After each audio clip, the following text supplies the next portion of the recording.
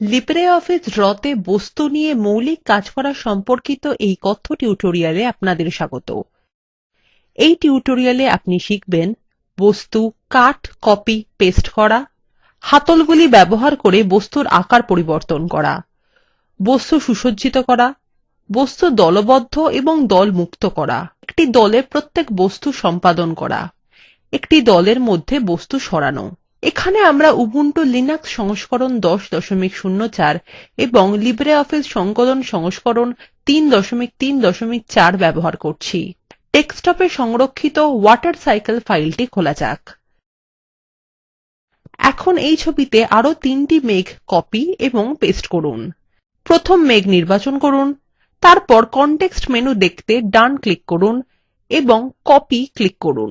তারপর কার্সারটি পৃষ্ঠায় রাখুন। কনটেক্সট মেনুর জন্য আবার ডান ক্লিক করুন এবং পেস্ট ক্লিক করুন। কিন্তু আমরা কেবল একটিমাত্র মেঘ দেখতে পাচ্ছি। যে মেঘটি আমরা কপি এবং পেস্ট করেছি সেটি কোথায় গেল? কপি করা মেঘ আসলে মূল মেঘের উপরেই যুক্ত হয়ে গেছে। মেঘটি নির্বাচন করে বাঁদিকে সরিয়ে নিয়ে যাওয়া যাক। একই পদ্ধতিতে আরো তিনটি মেঘ তৈরি করা যাক। মেঘ নির্বাচন করে কনটেক্সট মেনুর জন্য ডান ক্লিক করুন এবং কপি ক্লিক করুন। আবার কনটেক্সট মেনুর জন্য ডান ক্লিক করুন এবং পেস্ট ক্লিক করুন। এখন কপি করা মেঘটি নির্বাচন করে বাঁদিকে সরান। আমরা বস্তুর কপি তৈরি করার জন্য কিছু শর্টকাট ব্যবহার করতে পারি। Ctrl এবং C একটি বস্তু কপি করে, Ctrl এবং V একটি বস্তু পেস্ট করে, Ctrl এবং X একটি বস্তু কাট করে। মেঘ নির্বাচন করুন এবং Ctrl ও C কী দুটি একসাথে টিপুন। মেঘটি কপি করা হয়েছে। পেস্ট করার জন্য Ctrl এবং V কী দুটি একসাথে টিপুন। এখন মেঘটি নির্বাচন করে পছন্দসই অবস্থানে স্থানান্তরিত করুন। এই টিউটোরিয়ালটি একটু থামান এবং অনুশীলনীটি সম্পূর্ণ করুন। আপনার ড্র ফাইলে দুটি পৃষ্ঠা যুক্ত করুন। প্রথম পৃষ্ঠায় দুটি বস্তু আঁকুন। প্রথম পাতা থেকে দ্বিতীয় পাতায় একটি বস্তু কপি করুন। দেখুন কোথায় প্রতিলিপি করা বস্তুটি স্থাপিত হয়েছে। একটি বস্তু কাট করে পেস্ট করুন। আপনি এই কাজের জন্য শর্টকাট কী ব্যবহার করতে পারেন। পরীক্ষা করুন আপনি যখন বস্তুটি কাট করলেন সেটির একটি কপি তৈরি হয় কিনা। এবার এই মেঘের আকার হ্রাস করুন। তাহলে প্রথমে সেটিকে নির্বাচন করা যাক। এখন হাতলগুলি দেখা যাচ্ছে। এরপর কার্সারটি কোনো একটি হাতলের ওপর স্থাপন করুন যতক্ষণ না তীর মুখগুলি দৃশ্যমান হচ্ছে। এখন মাউসের বাম বোতাম ধরে রাখুন এবং মেঘ ছোট করার জন্য তীর ভিতরের দিকে টেনে আনুন। এটি বড় করার জন্য মেঘ বাইরের দিকে টানুন। কার্সারের নিচ প্রান্তে একটি বর্গক্ষেত্র সহ একটি ছোট স্বচ্ছ তীর প্রদর্শিত হচ্ছে। এবার কীবোর্ডের শিফট কী টিপুন, মাউসের বাম বোতাম টিপুন এবং তীরের হাতলগুলি ব্যবহার করে এটিকে নিচের দিকে টানুন। যদি শিফট কী টেপেন তাহলে আপনি অনেক সহজেই বস্তুর আকার পরিবর্তন করতে পারবেন। একটি বস্তুর হাতলগুলি ব্যবহার করে আকার পরিবর্তন করাকে বলা হয় ডায়নামিক রিসাইজিং। এর অর্থ হল এখানে আমরা সঠিক পরিমাপ ব্যবহার করি না। আমরা পরবর্তী টিউটোরিয়ালে সঠিক পরিমাপ ব্যবহার করে বস্তুর আকার পরিবর্তন করতে শিখব। অনুরূপ পদ্ধতিতে একটি আয়তক্ষেত্রের প্রস্থ বৃদ্ধি করা যাক। আয়তক্ষেত্রটি নির্বাচন করুন, কীবোর্ডের শিফট কী টিপুন এবং সেটি উপরের দিকে টানুন। ড্র উইন্ডোর নিচের দিকে স্ট্যাটাস বারে দেখুন। লক্ষ্য করুন আমরা যখন আয়তক্ষেত্রের আকার পরিবর্তন করি সেটির মাত্রা পরিবর্তিত হয়। স্ট্যাটাস বারে বস্তুর অবস্থান এবং মাত্রার পরিবর্তন দেখায়। এখন এখানে যেমন দেখানো আছে মেঘগুলি এবং সূর্য সেরকম সাজিয়ে নেওয়া যাক। মেঘগুলিকে শনাক্ত করার জন্য বাম থেকে ডান দিকে তাদের সংখ্যা 1, 2, 3, 4 করা যাক। সংখ্যাগুলি যোগ করার জন্য এই মেঘে ডবল ক্লিক করুন এবং লিখুন 1। একইভাবে অন্য মেঘগুলির নম্বর দিন। এখন মেঘ 4 নির্বাচন করুন এবং সূর্যের উপরে রাখুন। এটিকে সূর্যের পিছনে পাঠানোর জন্য কনটেক্সট মেনু দেখতে প্রথমে মেঘের উপরে ডান ক্লিক করুন, অ্যারেঞ্জ নির্বাচন করুন এবং সেন্ড ব্যাকওয়ার্ড ক্লিক করুন। মেঘ ৪ এখন সূর্যের পেছনে চলে গেছে। সেন্ড ব্যাকওয়ার্ড একটি বস্তুকে বর্তমান স্তর থেকে এক স্তর পিছনে পাঠায়। এখন মেঘ ৩ নির্বাচন করুন এবং সূর্যের উপরে রাখুন। কনটেক্সট মেনুর জন্য ডান ক্লিক করুন, অ্যারেঞ্জ ক্লিক করুন এবং সেন্ড টু ব্যাক নির্বাচন করুন। মেঘ ৩ এখন সূর্য এবং ৪ নম্বর মেঘ দুটোরই পেছনে চলে গেছে। সেন্ড টু ব্যাক একটি বস্তুকে শেষ স্তরে পাঠায়। এখন স্লাইডের মতো দেখতে করে মেঘগুলি সাজানো হয়ে গেছে। মেঘ ৪ নির্বাচন করুন, ডান ক্লিক করুন, অ্যারেঞ্জ ক্লিক করুন এবং ব্রিং টু ফ্রন্ট নির্বাচন করুন। ব্রিং টু ফ্রন্ট একটি বস্তুকে প্রথম স্তরে আনে। তারপর মেঘ ৩ নির্বাচন করুন, কনটেক্সট মেনুর জন্য ডান দিকের বাটন ক্লিক করুন, অ্যারেঞ্জ এবং ব্রিং ফরওয়ার্ড ক্লিক করুন। ব্রিং ফরওয়ার্ড একটি বস্তুকে এক স্তর এগিয়ে আনে। এখন মেঘ ২ নির্বাচন করুন এবং মেঘ ১ উপরে রাখুন। স্লাইডে দেখানো হিসাবে মেঘগুলি সাজানো হয়ে গেছে। পরবর্তী মেঘের সংখ্যা মুছে ফেলা যাক। এই কাজের জন্য মেঘের উপর ডবল ক্লিক করুন, তারপর নম্বর নির্বাচন করুন এবং কিবোর্ডের ডিলিট কি টিপুন। এখন টিউটোরিয়ালটি একটু থামান এবং অনুশীলনটি করে নিন। একটি বর্গক্ষেত্র, একটি তারকা, একটি বৃত্ত আঁকুন এবং এখানে যেমন দেখা যাচ্ছে তেমনভাবে বসান। প্রতিটি বস্তু নির্বাচন করুন এবং মেনু থেকে একটি বিকল্প ব্যবস্থা প্রয়োগ করুন। লক্ষ্য করুন প্রতিটি বিকল্পর জন্য কিভাবে বস্তুগুলির অবস্থান পরিবর্তিত হয়। এখন বস্তুগুলিকে স্লাইডের মতো করে বসান এবং ব্রিং টু ফ্রন্ট এবং সেন্ড টু ব্যাক বিকল্প দুটি নির্বাচন করুন। তারপর স্লাইডে যেমন দেখানো আছে সেই মতো জলচক্র চিত্রটিতে গাছ যোগ করা যাক। আমরা একটি গাছ আঁকতে একটি ব্লক তীর এবং এক্সপ্লোশন ব্যবহার করব। আমাদের এই ড্র ফাইলে একটি নতুন পৃষ্ঠা যোগ করা যাক। ইনসার্ট স্লাইড ক্লিক করুন। আমরা একটি নতুন পৃষ্ঠা আমাদের ফাইলে যুক্ত করেছি।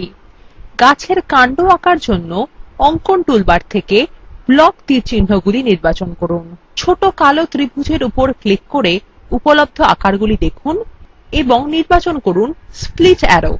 পাতার উপর কার্সারটি রাখুন, বাম মাউস বোতাম ধরে রেখে নিচে এবং পাশে টানুন। আপনি গাছের একটি কাণ্ড এবং দুটি শাখা অঙ্কন করেছেন। এখন গাছের পাতা যোগ করা যাক। অঙ্কন টুলবার থেকে তারা নির্বাচন করুন, তারপর পাশের ছোট কালো ত্রিভুজে ক্লিক করুন এবং নির্বাচন করুন এক্সপ্লোশন।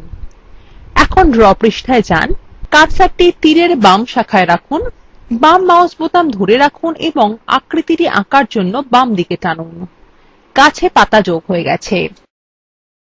এখন গাছের ডান শাখায় এই আকৃতিটি প্রতিলিপি করা যাক। আকৃতিটি নির্বাচন করুন। কপি করার জন্য কিবোর্ডে Ctrl এবং C কী দুটি টিপুন। তারপর পেস্ট করার জন্য Ctrl এবং V কী দুটি টিপুন।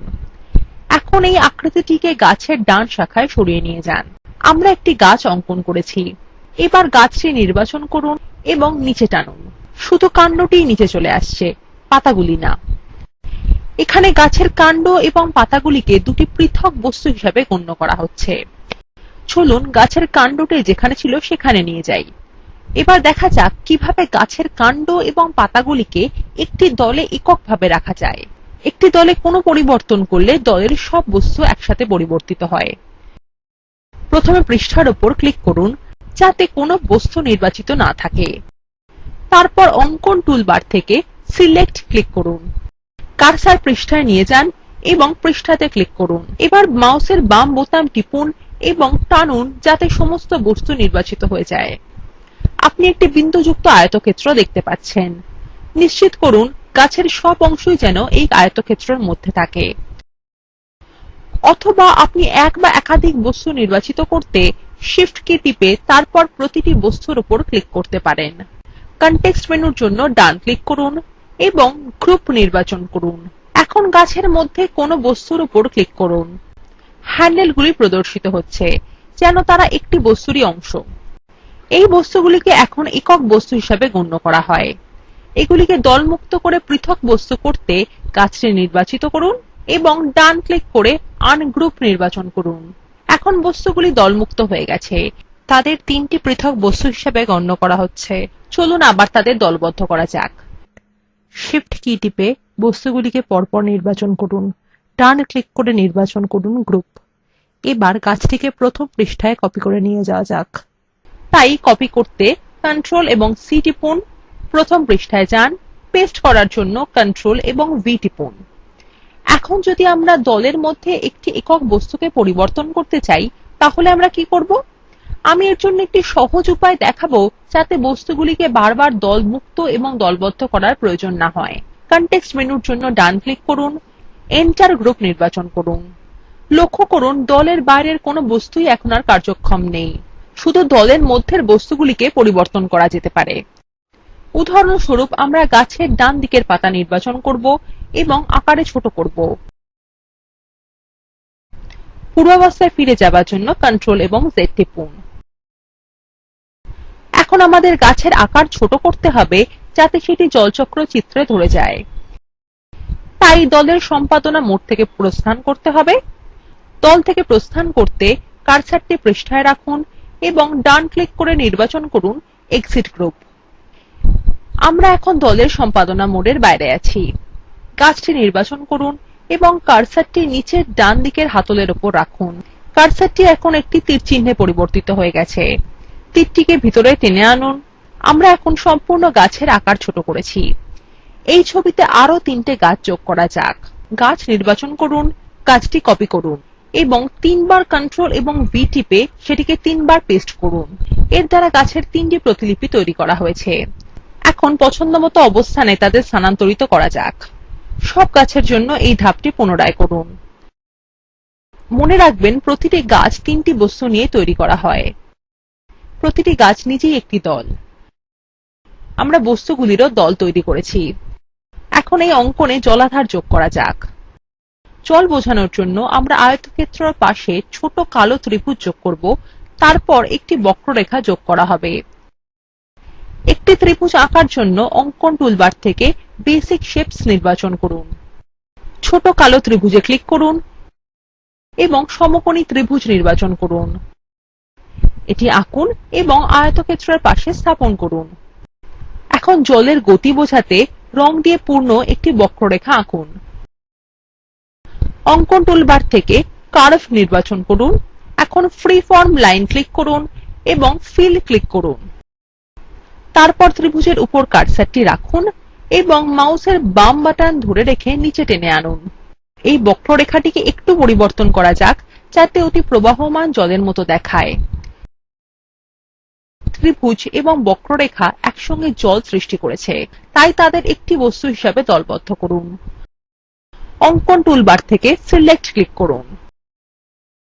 তারপর কার্সারটিকে পৃষ্ঠায় নিয়ে যান, মাউসের বাম বোতাম টিপুন এবং ত্রিভুজ ও বক্ররেখাকে আবরণ করে টেনে আনুন।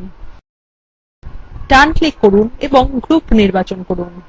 আমরা এখন জলচক্রের কিছু মৌলিক রূপরেখা তৈরি করেছি। এখন আপনার জন্য একটি অনুশীলনী রয়েছে। আপনি নিজে এই ছবিটি তৈরি করুন। এখানে লিব্রিঅফিস ড্র এর এই টিউটোরিয়ালটি সমাপ্ত হলো। এই টিউটোরিয়ালে আপনারা বস্তু নিয়ে কিছু মৌলিক কাজ করতে শিখেছেন। আপনারা শিখেছেন বস্তুকে কাট, কপি এবং পেস্ট করা, হাতলগুলি ব্যবহার করে বস্তুর আকার পুনরায় পরিবর্তন করা, বস্তু সুসজ্জিত, দলবদ্ধ এবং দলমুক্ত করা, একটি দলের বস্তুগুলিকে আলাদা করে সম্পাদনা করা, একটি দলের বস্তুগুলিকে সরানো। নিম্নলিখিত লিঙ্কে উপলব্ধ ভিডিওটি দেখুন। এটি কথ্য টিউটোরিয়াল প্রকল্পকে সারসংক্ষেপে বোঝায়। আপনার যদি ভালো ব্যান্ডউইডথ না থাকে তাহলে আপনি এটি ডাউনলোড করেও দেখতে পারেন। কথ্য টিউটোরিয়াল প্রকল্পর দল কথ্য টিউটোরিয়ালগুলি ব্যবহার করে কর্মশালা সঞ্চালন করে। যারা অনলাইন পরীক্ষা পাস করে তাদের সার্টিফিকেট দেয়। অধিক বিবরণের জন্য contact@spoken-tutorial.org তে ইমেল করুন। Spoken tutorial talk to a teacher প্রকল্পের অংশবিশেষ। এটি ভারত সরকারের আইসিটি এমএচআরডি এর ন্যাশনাল মিশন অন এডুকেশন দ্বারা সমর্থিত। এই বিষয়ে বিস্তারিত তথ্য এই লিঙ্কে প্রাপ্তিসাধ্য http://spoken-tutorial.org/nmeict-intro। এই টিউটোরিয়ালে অংশগ্রহণ করার জন্য ধন্যবাদ। শুভ বিদায়।